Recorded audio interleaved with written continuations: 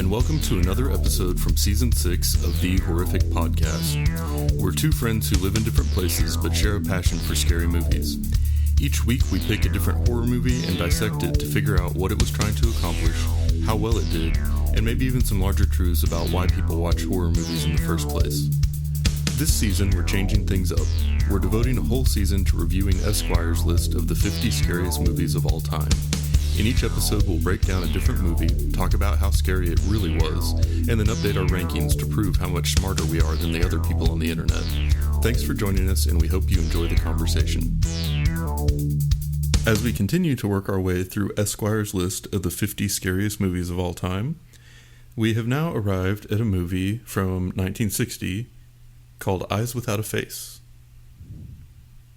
And this movie is not one that I had heard anything about, and I was pleasantly surprised because as we've established, a lot of the movies on this list are not scary or good. I agree. I very agree. I so agree. Yep. Yeah, I was very happy with it. But we've seen this movie, in our research of just trying to pick out a movie. I remember seeing this multiple times, and I'm glad this is what made us pull the trigger. Yeah, for sure. And some things about the visuals of it kind of made me wonder if the people who made Goodnight Mommy had also seen this movie. Oh, I'm sure. Yeah, absolutely. 110%. And it was made in 1960, but to me it felt older than that. To me, this felt like one that would have almost more comfortably existed around like Dracula and Frankenstein, kind of one of those old-timey horror movies. And I didn't know anything at all about what to expect from it, but I was really pleasantly surprised for the most part. And it just kind of feels like one of those classics, but it also did some things that I didn't expect. So all around, fairly pleasant experience. I concur. Did you find this movie scary? No, but it definitely had some horror aspects. There was one scene that made me cringe. Well, it made me sit on the edge of the couch and put my hands over my mouth and go, "Oh my God." Really? Yeah, but it was just me and the dog, so it was awkward. Yeah, well, it's not the worst thing he's seen you do.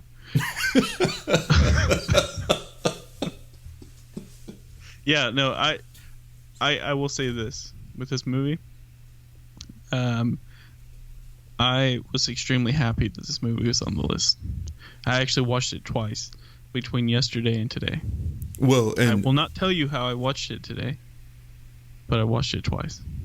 Well, that's saying something because this movie was in French, so I assume you were also watching the subtitled version? Yeah. So you read this movie twice?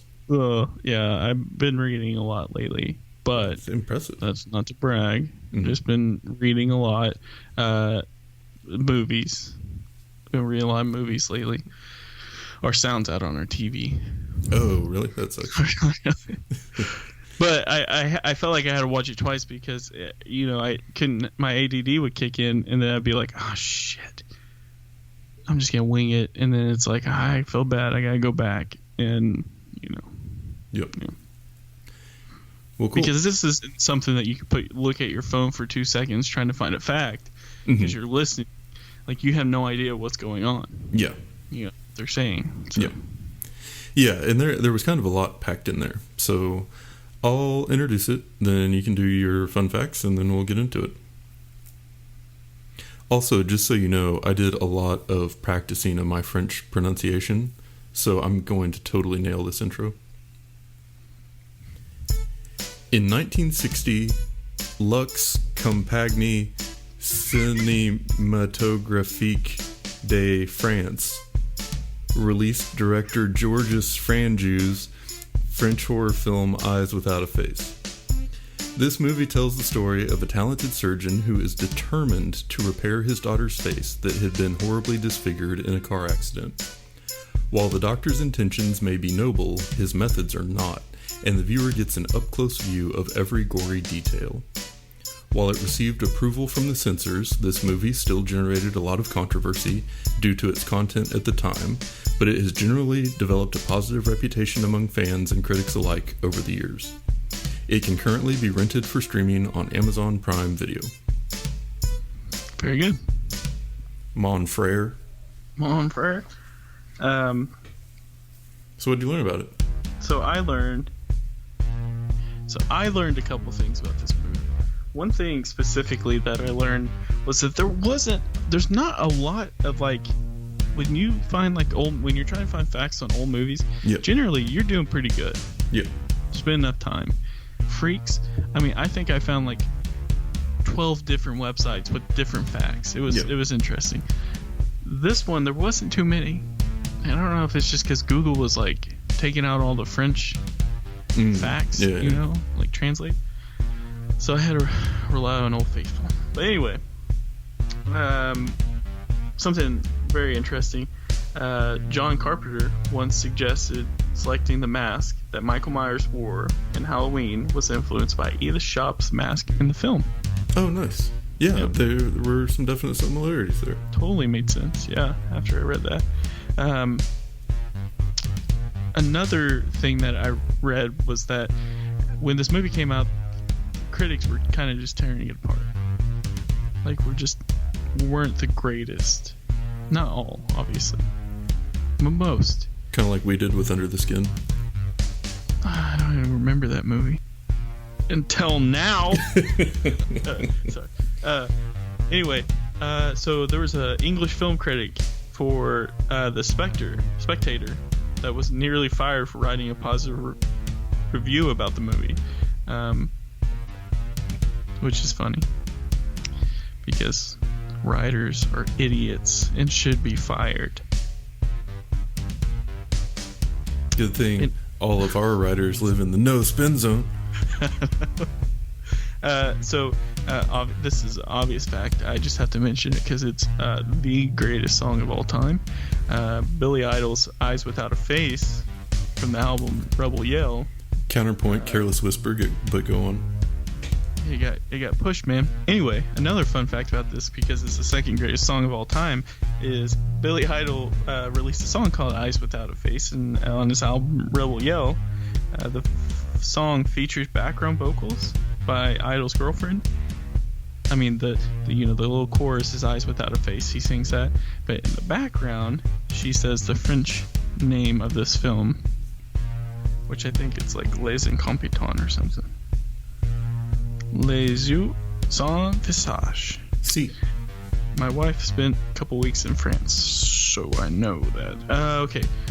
So, director George Franju never considered this film to be a horror story. Instead, he felt it was a tale of anguish, which I kind of agree with that.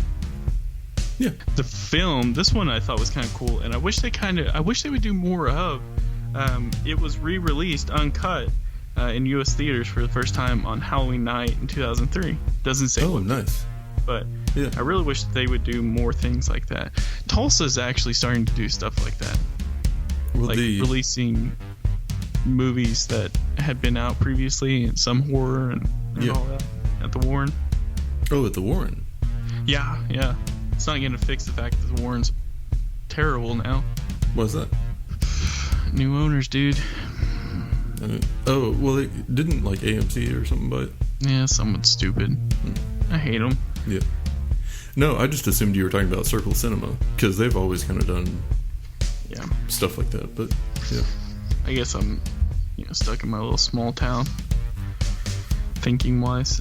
So this movie is also on multiple. Even though I'm saying this fact because of reading the fact about the critics at the beginning. It's included obviously in the 1001 movies you must see before you die. Mm-hmm. But it's also chosen by Entertainment Weekly's magazine as one of the top 100 new classics, ranking as 74, June 20th, 2008. Yeah. So anyway, those are my facts. Nice. Yeah. So Overall, I thought there were a lot of good things about this movie. I thought the directing was pretty good, and we'll get into a little bit more like the overall approach later. But to start off with, since we watched the movie M, I'm now noticing the idea of there being like a distinct sound that plays anytime the killer or mystery person is around. Yeah. That thing gets used over and over and over in horror movies. I think it's probably come up like 5 times just as we've worked our way through this list. For sure, yeah. Like every time Louise got in the car. Yeah, So like when she was out on the hunt, trying to find another young girl whose face she could steal. But yeah, it was that I thought was good. And yeah, I mean, it definitely makes sense for like these, you know, horror movies that we kind of grew up watching, where you can see like Halloween is an obvious choice, you know. Yeah. But you'd hear that, and it just makes sense of like, oh wow, that started a long time ago. Yeah. Yeah, and this movie was interesting to me too, because even though it was black and white, it was like it was still high quality film.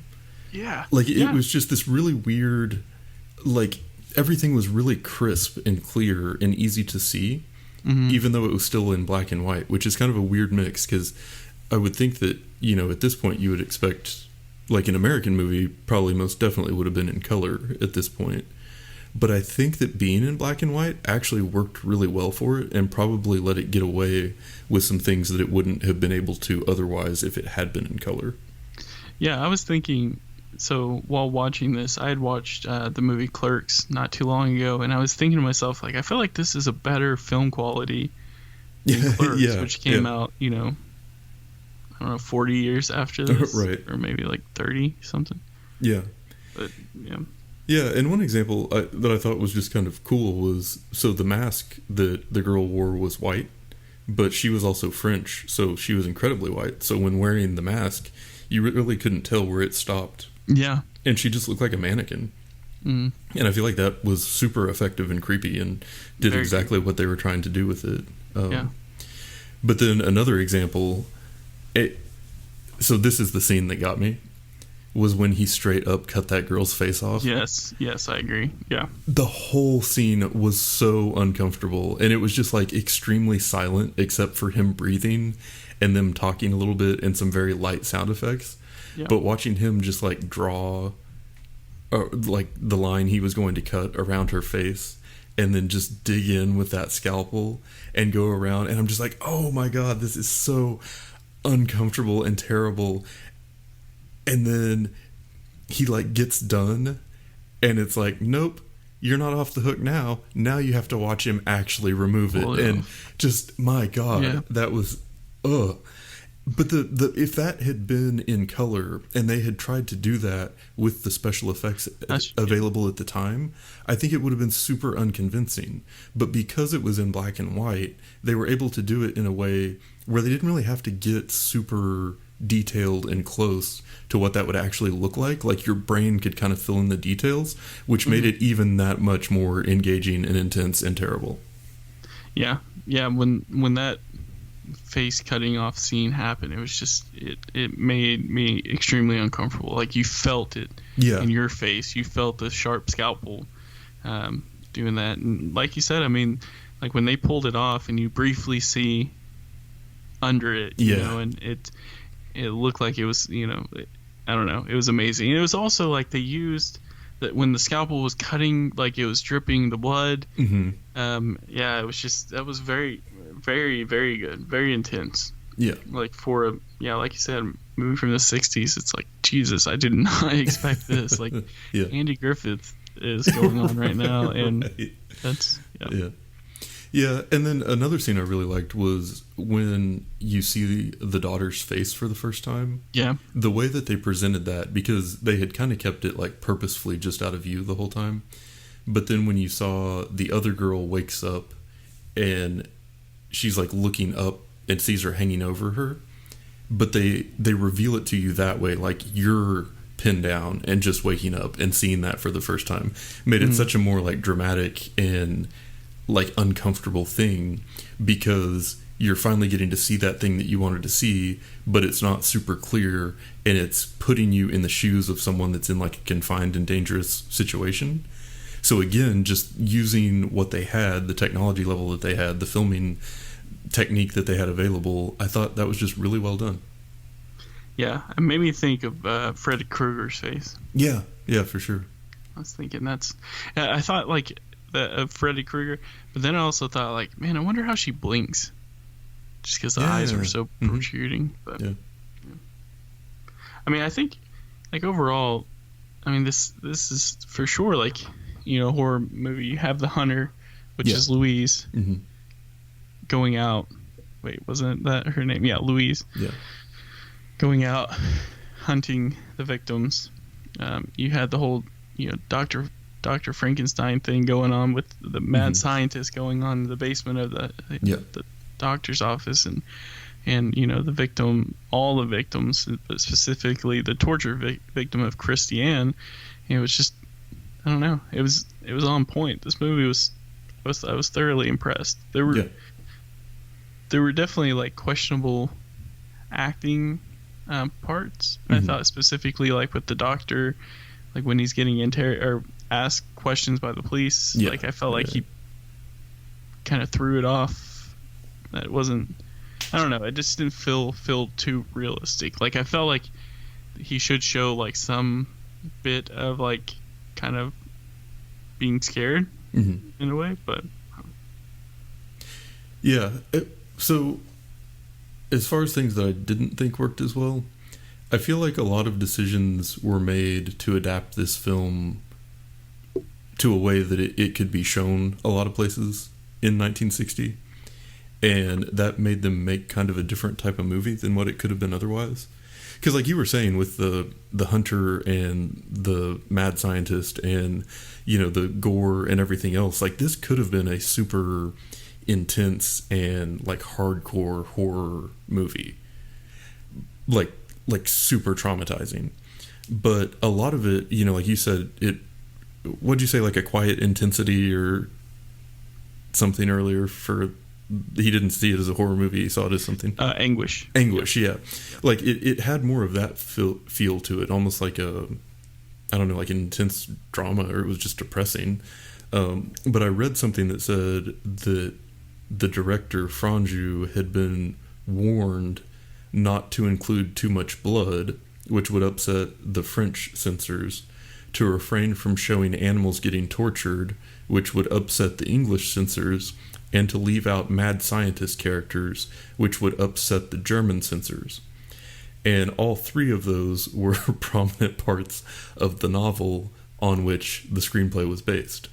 So when you think about that, like if you added all of those elements back in, this movie could have been crazy intense. Yeah. But it's interesting that in cutting those out, it's almost like he realized that he had to make a different type of movie.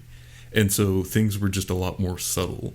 And for the most part, like there were still some really great scenes, and I think that really worked a lot of times. But in some cases, it stretched a little long. Yeah, I mean, I can definitely see that. I mean, I was also, you know, having trouble getting lost within kind of what's going on, like throughout the movie, just trying to figure out, I mean, up until the beginning, and I don't know if it's because that black and white curse that we've run into of like trying to figure out faces, and plus their names are French, it's just kind of hard to place, and it's like, oh, okay, so this is, you know, police inspectors. Yeah. And they're questioning this girl, and like there's a scene where they send her home, and you know, good behavior. What, you know, it's just, there were a couple places that just I was able to get lost. Like I'd prefer if some of that was cut out, and I don't know, just got down to the nitty gritty. You know, because at the end of the day, the police inspectors didn't really have anything to do that, you know, solve the crime or, you know. But I guess it just added the extra suspense. Yeah.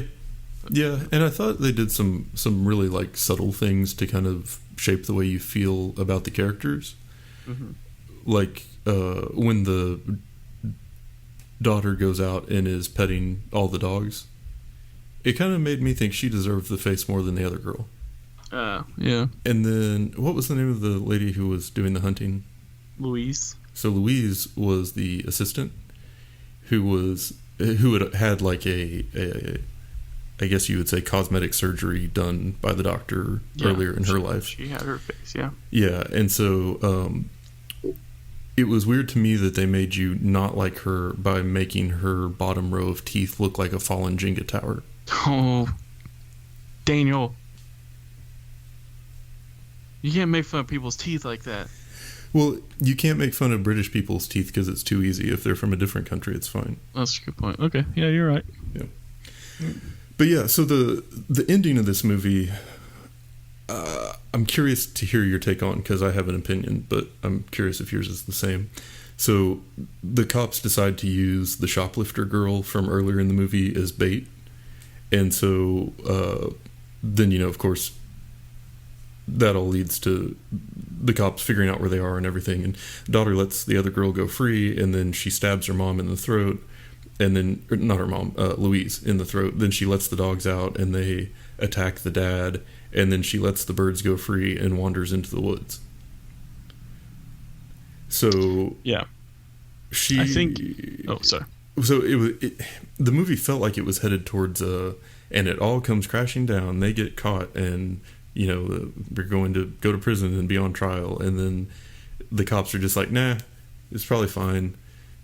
And so then it's the daughter that ends up being the one that sort of topples it all, which I thought was an interesting twist from the perspective of the doctor had been doing all this presumably on her behalf to better things for her, but then it ended up doing a lot of damage to her, and so she ended up just tearing it all down and walking away, like having enough. Yeah, I mean, it kind of throws you for a curveball, because the police do show up. They're trying to set them up to see if it was something bad or not, which also kind of put like a girl's life at risk. Yeah. Mm-hmm. Whatever. And I mean, it's not whatever. It's just like, geez, that's intense. But the part that it throws you for a curveball was the police walk out, and they leave the hospital, doctor's office, and what was his name, Jacques, or the other doctor, the young one who was the daughter was in. Oh yeah, Jacques, Jacques. Yep, the one that the girl had previously had a relationship with. Yeah. So it shows the doctor staring out the window, kind of trying to be a little bit nosy as the police and that doctor's walking out, Jacques. Mm-hmm. Walking out, and it's like, I figured what was going to happen was he was going to come back in. Mad scientist doctor was going to lose it, kill him. Instead, it cuts to Christiane straight up stabbing Louise, like realistically looking stab, in the throat. She got into it. Yeah, and it was just like that death was super intense, I felt like, personally. Yeah, and it didn't feel expected to me. Like a lot of times it's predictable when something happens, so you're kind of like prepared for it. But that was a turn I wasn't expecting. Right. And so then when that happened, I was like, okay, like, here we go. And I mean, kind of throughout the movie, you're kind of questioning, like, okay, is this a dad trying to help his daughter out, or is this a mad scientist trying to get his new procedure to work or whatever? Yeah. But you're kind of debating, and then like he's doing that to animals to see if he can get to work and all that. Well, and I think it was probably a combination of both. I mean, one thing that I think was kind of interesting about the story is the idea that he's telling himself that he's doing it for his daughter, but he's also going to these big conferences and presenting and being sort of a celebrity because of the work. So who's he really doing it for, And killing multiple people's daughters to try to, just for his. And then she lets the dogs out, and it's like... Who let the dogs out? Christiane. I teed that right up, and you didn't take it, and I respect you for that. I was expecting you to say who. So she let the dogs out, and the dogs finally get their revenge on all the horror movies where they've been killed. Yeah, that's true, actually. Exactly what I thought. This time the dog got to kill the monster. But they like tore his face up, and they showed it. Yeah. And I was like, oh, hell yeah, that's amazing. Yeah, it got on it.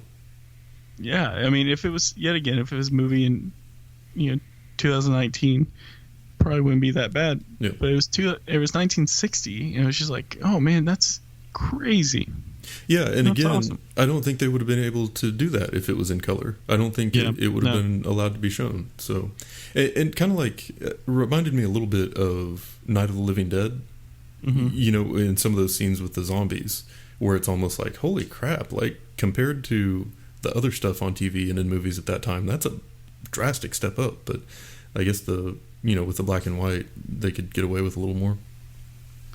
Yeah, I mean, overall with this movie, I was very happy it was on the list. It was, an actual horror movie. And it was intense in spots, and I didn't really feel like it dragged along either. I mean, I think it was sometimes hard to follow, but just because reading's hard. Yeah. For me, it lulled a little bit from when... and another really good scene was when they had done the face transplant, and then her body was like rejecting it. Yeah, and it was like melting off. Like, oh god, yeah. That was like a perfect way to do it too. Yeah, I thought that when I was watching it, they were showing the pictures of it. Like over time. Yeah, and I was like, that's a good call. That's a good call. For sure. Shows you how much time has passed. And yeah. I mean, there was just little good scenes throughout the whole thing. I mean, like when Christiane hits Louise over the head with the bottle to try to escape. Mm-hmm. And, that wasn't Christiane. That was the other Edna. girl, yeah. I think it was Edna. Like, hits her over the head, and then she falls to the ground next to, they're burying her. Mm-hmm. And I don't know. It was just there was multiple, suspicions, like parts of the movie where you felt suspicious, or you had the horror aspect of getting a face cut off. Yeah. Ugh, man. Yeah. But yeah, it was I guess between when her body like rejected the face and then when the things didn't go the way that I thought they would at the end. To me, that part just seemed like a little predictable, and I'm like, okay, just come on, get on with it. We're ready for what happens. But it pulled me back in at the end. So, did you know what was going to happen? No. I thought the cops were just going to catch him. Yeah. So. Yeah, I didn't do any reading or anything about it beforehand, so I was trying to watch it as innocent as possible. As innocently as you do anything. Mm-hmm. Not very. Yep. But yeah, so I'm saying this is like 2 good weeks in a row for the list. Yeah, I mean, 2 weeks as far as like what we just recorded new on, but between Freaks and Eyes Without a Face was like 28 Days Later, and a couple others, weren't there? Oh, on the list, you mean? Yeah, on the list. Yeah, because we're not doing the ones that we've already done an episode on. So yeah, no, we're in what I feel like is a pretty solid block right now, which is pretty been a welcome change of pace. Yeah, it was The Others, Get Out, Alien, Goodnight Mommy, Strangers, Dumplings, which we couldn't find, and then Eyes Without a Face. Yeah, and I was like, damn, that's a good chunk of. Yeah. So what are we doing next week? So next week is going to be not Black Christmas, Cannibal Holocaust. Oh yeah, you've been looking forward to that one, right? Yeah, I've been looking forward to seeing your reaction to it. Uh-oh. Is the dog going to see some of your regrets? Probably. I mean, basically, when I watch this movie, I'm thinking like I'm on a bus on a psychedelic trip. Mm-hmm. And like I'm reading murder books trying to stay hip. Naturally. I'm thinking you're out there, so say your prayers. Say your prayers. Is this happening on... Now I close my eyes and wonder why I don't despise. I was going to ask if this was all happening on a nice day for a white wedding. No, close, bud. Eyes without a face, man. And that's it for today's episode. If you've listened this far, then thank you, and we hope you've enjoyed it. We're always looking for new ideas, so if you have any questions, comments, or movie suggestions, please send us an email at thehorrificpod@gmail.com, or feel free to comment on or message our Facebook page. Just search for The Horrific Podcast. Thanks for listening.